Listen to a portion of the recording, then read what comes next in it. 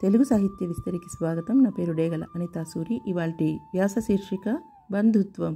ఈ వ్యాసం వార్తా దినపత్రిక చెలి అన్న పేజీలో ఆధ్యాత్మిక విభాగంలో 29వ తేదీ ఏప్రిల్ నెల 2025న ప్రచురింపబడింది. ఇది కలియుగం.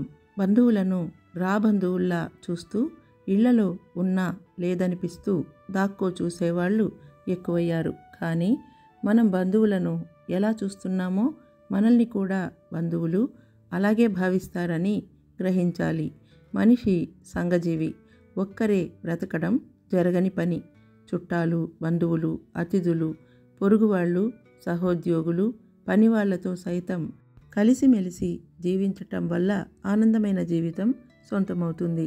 ఎప్పుడు చిరచిరలాడుతూ ఎవరినీ లెక్క చేయకపోవటం అన్నది మనలోని అహాన్ని బహిర్గతపరిచి అందరూ వెలివేసినట్లు మన చుట్టూ మనమే గిరిగీసుకుని బ్రతకాల్సి వస్తుంది.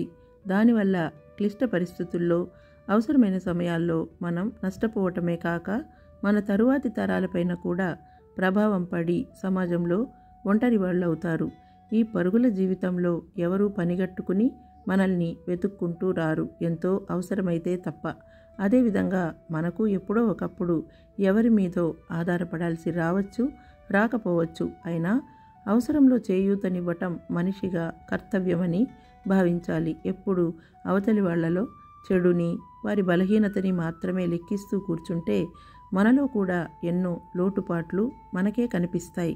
అందువల్ల మన అనుకున్న అమ్మ, నాన్న, తోబుట్టువుల్లో ఎన్ని తప్పులున్నా ఎలా అయితే ఓర్పుతో సహిస్తామో అదేవిధంగా బంధువర్గాల్లో మంచిని గుర్తించి మరీ భరించలేని వ్యక్తిత్వం కలవారైతే సున్నితంగా నచ్చజెప్పడం ద్వారా వాళ్ళు మన గురించి వేరే వాళ్లకు తక్కువ చేసి చెప్పకుండా ఉండేలా చేసుకోవచ్చు.